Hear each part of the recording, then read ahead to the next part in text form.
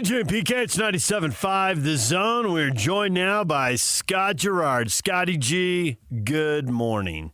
Good morning, DJ. How are you? I'm good. And you're at the Mountain West Conference Football Media Days in Vegas, so you're good.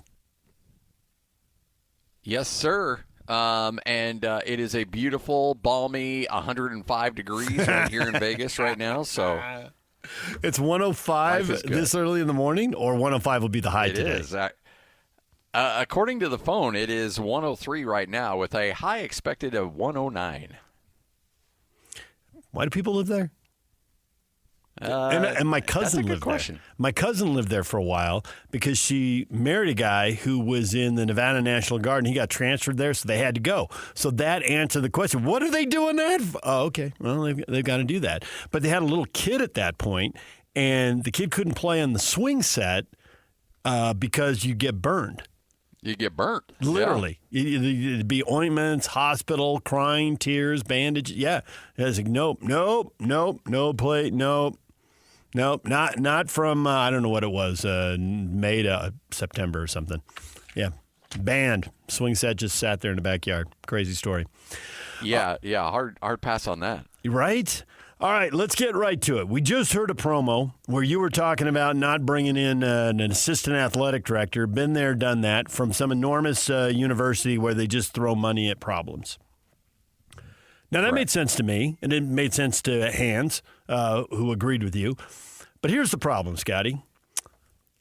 There's no president. There's no AD. The basketball coach is in the second year. The football coach is in the first year. You realize you are institutional memory at Utah State. It's you. Everybody else is gone. I know. And that's why I'm willing to take over, maybe not full-time athletic director, but I will sit in as interim and hold the reins until they get a new president, and then he can bring in his or her guy as the new athletic director. But from an interim standpoint, I think Nate would allow me to do both the show. I can do the Doug Gottlieb thing where I can host a radio show and also have another full-time job and be mediocre at both. And so, yeah, I think that I can handle that. We call it doing the Gottlieb. That was nice, Scotty. Well played. Yes. Yeah. No, it's and by the way, DJ, this is the second time in 2 years they've had that, where they've had a interim president and an interim athletic director, and it's just, I mean, for the timing, I mean, you did this 10 years ago, that would be rough. Now, in this landscape of college athletics, it's almost like, it feels like a death sentence. You're going to get left behind if you're not being proactive, if you're not taking steps to ensure you're some level of stability or some level of aggression to make sure that you're raising as much money as you possibly can, that you're active as much as you can at Utah State's level in the NIL and the collective front. Like, you have to be actively pushing forward or you're going backwards. And this just, the timing of this is just not great. So we had the story during What is Trending about mediation between the Pac-12 and the Mountain West failed after the two conferences couldn't reach a settlement agreement over $55 million in poaching fees.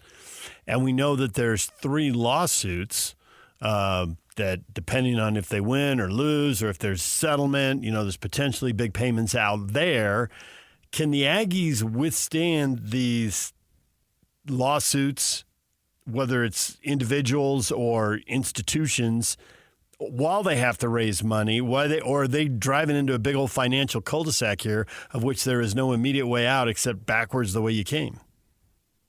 Well, I do believe that there was some level of, okay, what's the worst case scenario if we make this jump into the Pac-12? Mm-hmm. And I think that there was that risk assessment that you do, and they felt, and I'm certainly not privy to those conversations, but they felt some level of confidence that, worst case scenario, we could handle it. Whereas you got Air Force and UNLV who looked at it and said, okay, worst case plus best case, in which they get a truckload of cash from the Mountain West to stay, they felt like it was in their best interest to stay. So I would like to believe that Utah State, and in the conversations I've had, have done their due diligence and know, okay, so let's say the courts do not go our way, and now this appears to be going to trial after mediation failed. Mm-hmm. So what is that worst case scenario if it does not go our way? And apparently they feel like they could handle that kind of a blow. That could be as you mentioned, a massive blow financially. But I always go back to a situation that you told me a long time ago, because we had somebody run into studio once and say, Real Salt Lake's leaving. They're leaving. They're going. They're going. And you said, things always find a way to work themselves out. And I don't think either conference wants this to go to discovery. They don't want 100%. This to go to trial. Now you've said it. There it is, 100%. And they never won. I think ultimately they're going to find a way to resolve this, and the big winner will be the billable hours. Billable hours are undefeated. Billable hours are not impacted by father time either. That's father time can't beat billable hours. Yeah, exactly. Yeah, what you said about discovery, it's the thing with these lawsuits is that usually everybody has made mistakes or behaved poorly or, whatever is going on and doesn't want all the dirty laundry aired. And usually nobody has pristine shorts. So usually it gets settled. Yep.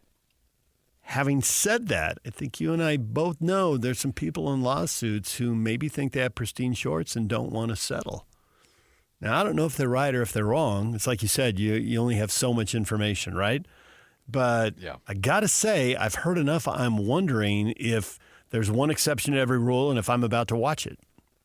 Yeah, we might. I don't know. I mean, just looking at this, I don't know who has pristine shorts in this one. Not in this one. This all over the place. This in the conference thing. I think you're right. There's skid marks all over the place. But with some of the individuals, they don't seem to have, possibly more than one. Don't seem to. Don't want to settle. Now maybe it's all posturing. Maybe they're going to settle tomorrow. I don't know. I realize I'm the media and people, are going to tell you what you want to tell you. I just think Utah State could be on the hook for a lot of money at the time that they need to raise a lot of money to compete. I saw the list of the teams and what all the schools make, and it's like, yikes. Aggies have ground to make up. Washington State's got more money. Oregon State's got more money. Boise State's got more money. San Diego State's got, you just go down the list. You're not wrong. That's in the future. We'll leave that out there. Let's get to the football for now. It's just starting. What do you know about the Mountain West, or all the notes you have from last year, just throw them out because basically 60 players on every team transferred anyway. So these are all new teams almost every year. Well, yeah. I mean, you look at Utah State, for example, and I feel more confident talking about court litigation than I do about what this team's going to look like, because it feels like it's that opening scene in Major League where the groundskeepers are like, who are these guys? Like everybody's just standing around. Like there's 87 new players on this team.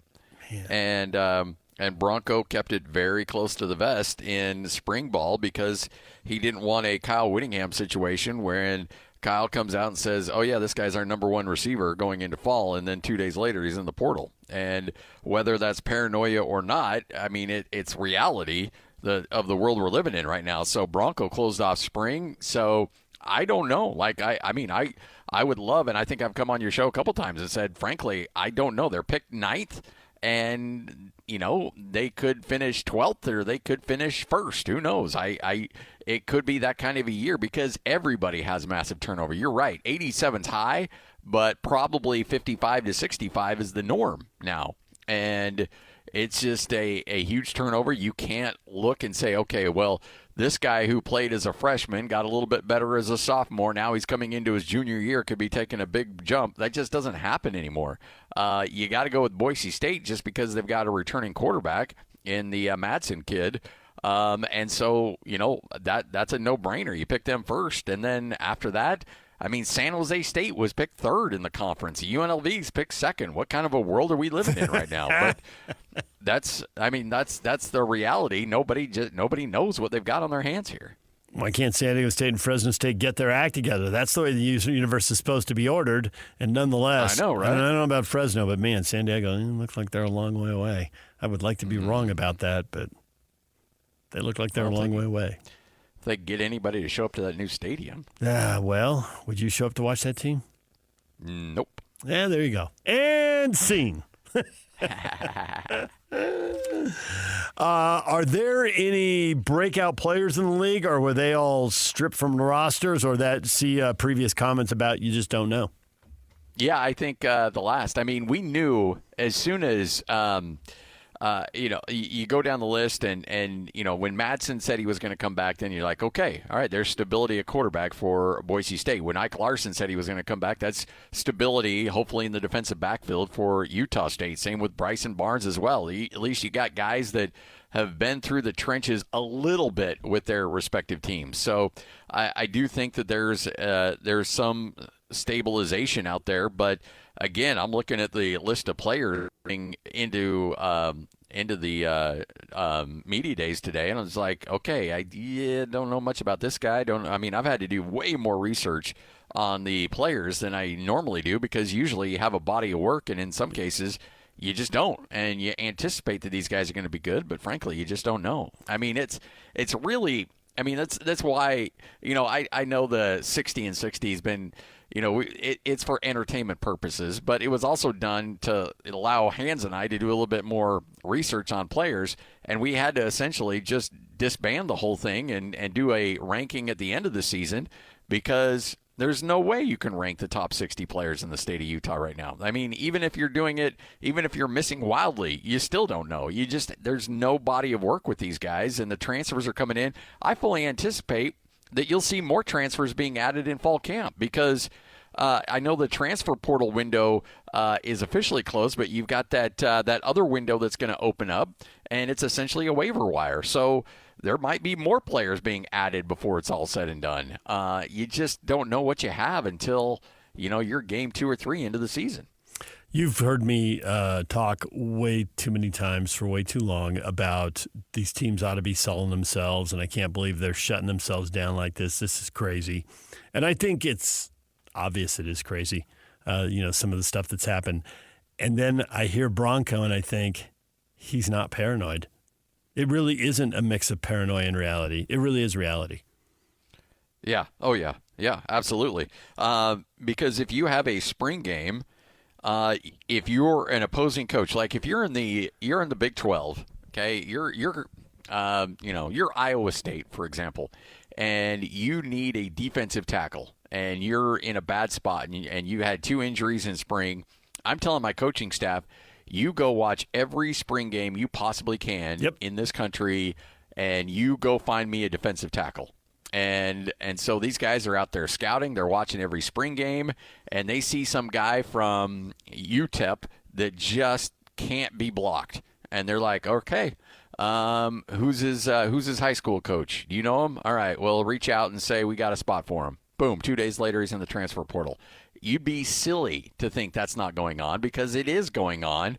And frankly, if you think your school is clean in that, you're wrong. We talk about where all the skid marks are. Everybody's got them.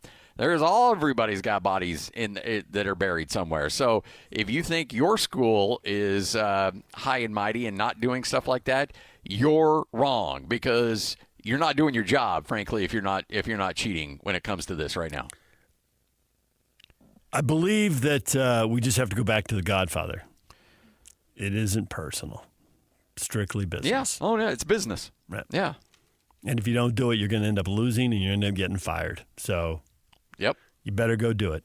And the SEC schools are looking at the Big 12 schools, and the Big 12 schools are looking at the Mountain West schools, and the Mountain West schools are looking at the Big Sky schools, and right on down the line. And sometimes, as we've seen with BYU, the Big 12 schools are looking at the Big Sky schools. And there's NFL players that come out of Big Sky schools. So if they're good enough for the NFL, they're good enough for you, even if you're Ohio State. Well, I mean, who's, frankly, arguably BYU's best defensive player is Jack Kelly, who in 5 years ago would probably still be at Weber State right now. Right. Yeah. There you go. All right, Scotty. Well, you soak up those 109-degree temperatures and wonder where Utah State's going to get all the money they need and the president they need and the AD they need, but at least they got the radio guy they need. Well, I appreciate that. They did say in an effort to raise money, they did ask if I would make a phone call to you, because we all know that there's, when it comes to the hierarchy of financial status in the state of Utah, there is Jim Lobb, a couple others, and then David James. So Paycheck is why I live in Utah. I know. And if you need to, get a tax shelter or some write-offs, just know that there's a place for you. You saved a school $600,000? $600,000. Wow. That is impressive. I was stunned into silence by that, and I'm rarely stunned into silence. 600 Well done, grand. Yock. 600 grand. Oh, he's got those on speed dial. Are you kidding me? That's nothing. I got a big TV. Well, he's well compensated. And all that money flies straight to UC Santa Barbara. How do you think? Oh, yeah, compensated at the yin yang, yeah. How do you think UC? How do My you think, yin yang is What? completely compensated. I'd forgotten about that one. Why do you think UC Santa Barbara has the number 2 pick in the Major League Baseball draft? You know where the money's going. It's not going to the Aggies. It's going to the Gauchos. Oh, yeah. Okay, that's fair enough. Number 2 pick. Probably And wash you out. get to live in Santa Barbara, too. Awesome. Good gig, except for the fog in June. But, aside from that, it's not 109 there. All right, Scotty, we appreciate the time as always. Thank you. Thanks, DJ. All right, Scotty G checking in from Mountain West Media Days, and he will be on the air at noon today. Ian Hands, getting you up to date on everything going on. More college football. And we got more college football coming up here before the end of the show. We also have Win Tickets Wednesday. PK stopping by? Claims he's got a story that we need to hear right away. All right. So is he in the very next segment or at 9 o'clock next? Supposedly next segment. All right, there it is. PK's next. So are the tickets for Win Tickets Wednesday. DJ and PK. It's 97.5 The Zone.